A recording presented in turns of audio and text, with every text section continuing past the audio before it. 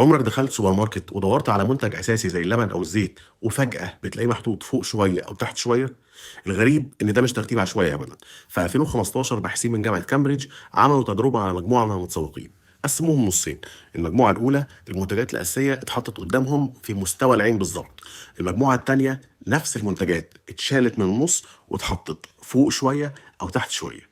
المفاجأة إن المجموعة اللي لقت المنتجات في النص خلصت بسرعة جدا واشتروا تقريبا بس اللي هم جايين علشانه.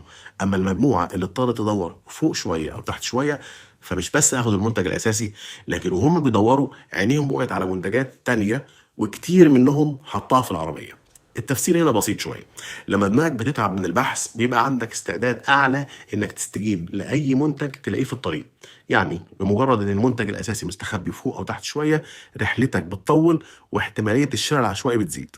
العلماء صنفوها هنا تحت ستور لياوت سايكولوجي. المحلات مش بتعرض المنتجات بالصدفة، دي لعبة مدروسة علشان يطولوا رحلتك ويزودوا مشترياتك. فالخلاصة هنا حتى مكان علبة اللبن مش بريء أبدا.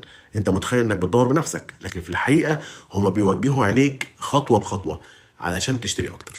سلام.